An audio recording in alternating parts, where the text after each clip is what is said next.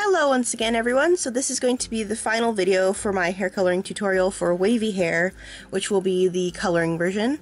There will be a link in the video description below to the drawing video and the inking video separately, and there will be links to those at the end of the video as well. As I said at the end and beginning of all the videos, please feel free to leave tutorial requests and comments, and if you'd like to show me what you've done using this technique that I've shown, please tag me on Instagram and I will definitely see it that way. Yeah, so let's get on with the coloring version of the hair tutorial. Okay, so now that we've done the drawing and the inking, I'm going to show you how to color this hair. And I'm going to remind you again what colors I'm using. I'm going to be starting out by using the Copic Colorless Blender, and I will explain in a second why I do that. I'm going to be using E51, E53, E55, Y26, and E57, and I'm going to be using them in the order that I just read out to you. So what I always do is I will take my markers that I'm using and I will put them usually near me, like next to me or in front of me or wherever. If I have a bunch, I'll have them spread out around me in the order that I'm going to be grabbing them so I can pick them up quickly while I'm coloring. Because the thing about coloring with Copics, if you want to have a smooth blend, it's important that you color quickly. And that can be a bit difficult to do if you're new to Copics or you don't have much experience using them. Coloring with them quickly is a bit difficult. When I'm coloring, I always start out with the Copic Colorless Blender. I am a Copic certified designer and I do know what the actual purpose of the blender is for. In the certification classes, they teach you that the blender is made to be used as a blender. A lot of people use it as an eraser because they don't feel like it blends properly, but the Copic Colorless Blender is not meant to be used after you add color. Like, I know that there are some blender pens that are meant to be used after you lay down all your colors, but the Copic Colorless Blender is made to be used before you add all your colors in. Copic markers work best when they are blended wet. So the Copic Colorless Blender is used as a base coat for your colored markers. So what I would do is I will take the Colorless Blender, and you have to make sure that it has plenty of ink in it, so I will usually just touch it to my skin. And if you see like a wet spot on your skin where you've touched the marker, that means that it's fine and has plenty of ink in it to do what you need it to do. So I will pick a section of hair, and I'm going to start with this side since this is the side I've been working on, and I will just lay it in super quick. The blender is designed to stay on the paper a bit longer than the markers. It doesn't soak in as quickly, and that means that you can take your colors and blend them on top of it. It's sort of like I hate the word moist, but I'm going to use the word moist, a moistener for your markers so that they blend better. And it doesn't add any color to your page. It makes it look a little bit wet, and the page will get a little bit cold when you're using it. So just lay it in all over the place. If you go over it multiple times, it doesn't really matter. Okay, so now that I've got that laid in, I work from light to dark when I color. I know some people like to work dark to light, but I've always preferred to work light to dark. So I will take my lightest color, which is E51, and I will start from the roots of the hair and just kind of flick down.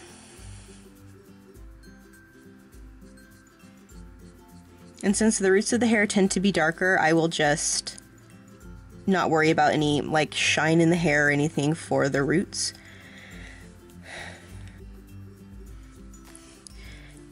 And I will take this lightest color, and anywhere where lines meet, like right here, I will add color, and usually I will pull up or down depending on what direction it's facing.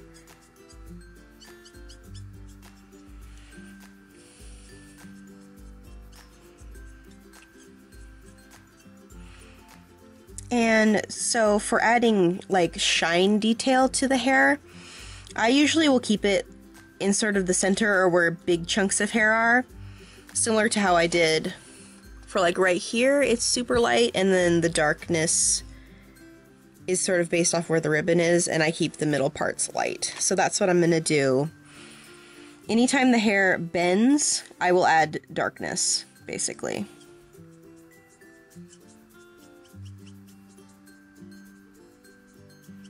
or when the hair kind of meets a different strand of hair, I will add color.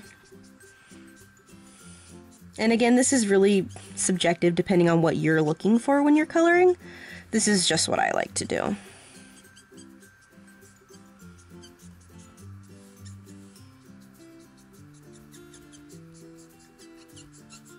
Gotta love that squeaking noise.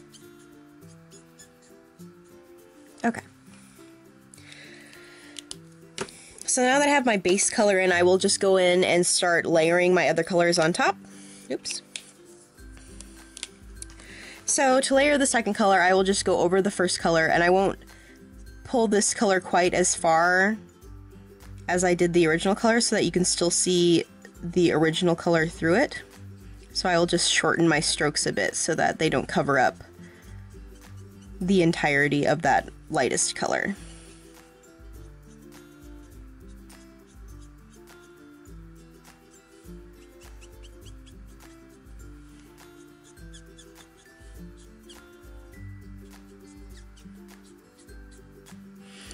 For places like right here where I know that it's going to be dark, I will just fill the entire color in and cover over that original color. I like to layer my colors like this because I feel like just putting one flat color down makes the image look a little bit lifeless, so I like to add a bunch of colors when I'm coloring hair or skin or anything. Like, I never use any less than 4 markers when I'm coloring anything. Like, I use probably 6 or 7 markers when I'm coloring skin or when I'm coloring hair or anything like that. I like to use lots of colors because it adds depth, and I like having depth in the work that I color. And so you'll just keep layering your colors, and since I am doing this type of coloring, I did add a bit of a different color into here. I have Y26 in, and I will show you what I did with that in just a second. So I'm working with E55 now, and I'm just going to keep doing the same thing. I will just layer on top of the 2 colors that I've already had, not pulling my color all the way to the ends, so the 2 lighter colors will still show through.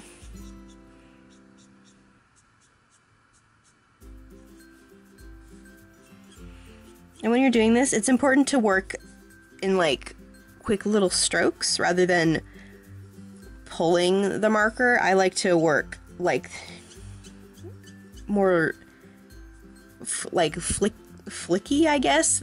Like, that's how they teach you in the Copic certification classes, to flick your pen, because then you don't get hard edges. You get sort of the feathery edges, which makes it a lot easier to blend together when you don't have to worry about blending out harsh lines.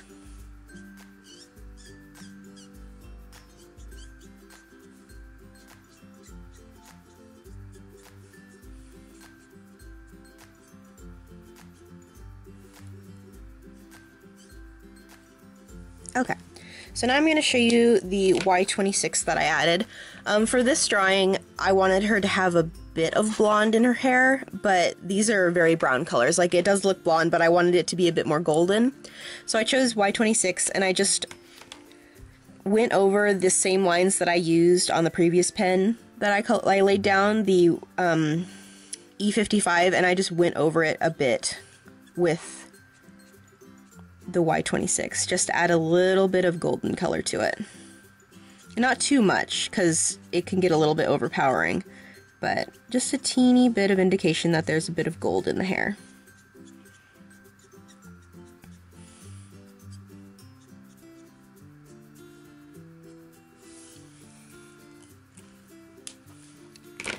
Alright, so now I'm going to go in and add my darkest color, which is E57.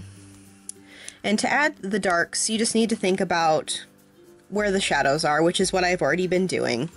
Anywhere the hair meets, there will be a shadow, and then you just add a bit of your darkest color, like on the roots. Add your darker colors, or darker color. But you can use more than one dark color. It just depends on what you're going for. So anywhere there is a shadow, or anywhere the hair curves, like it's curving out to go into a curl right here, so I will add dark to indicate that. Or right here, the lines are crossing, so I will add some dark there.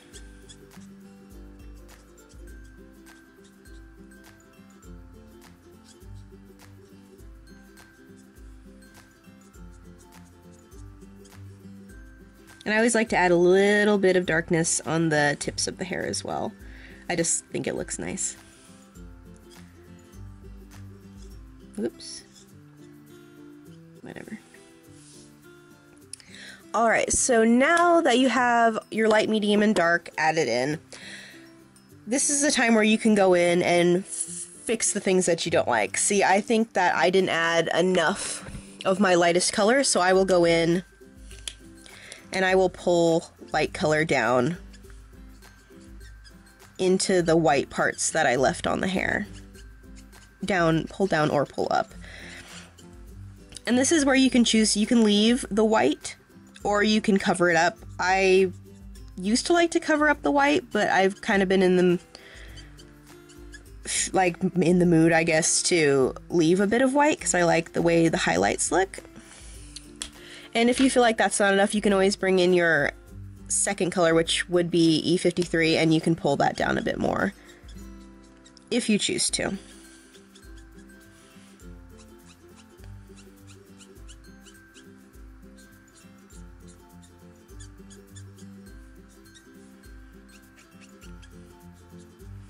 Alright. And one last little thing that I like to do is I always like to bring in my darkest color again and just choose a few places and add some dark strands of hair. So I'll add one like right there, and you just use the very, very tip of your marker to do that. You'll pull dark strand down. I just feel like it adds a bit more depth. And you can pull the dark right through the lighter parts of your drawing, or the coloring, I guess.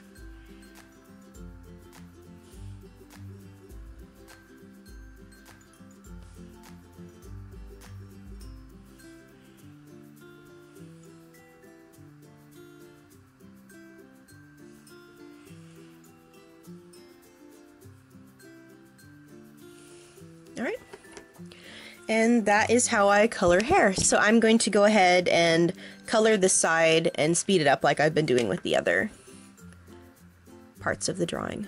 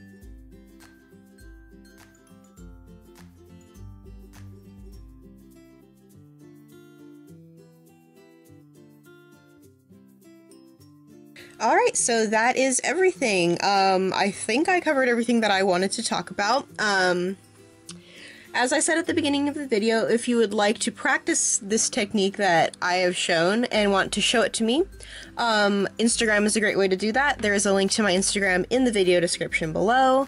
If you like these kind of videos and would like to see more videos like this, please subscribe to my channel. I would greatly appreciate it. I plan to be going back to 4 videos a month again, which is what I was doing when I first started my channel, now that I have more free time. So please feel free to request tutorials and other kinds of videos that you'd like to see. I'm really open for anything right now. But yeah, like the video, subscribe to my channel, and I will see you guys in the next video.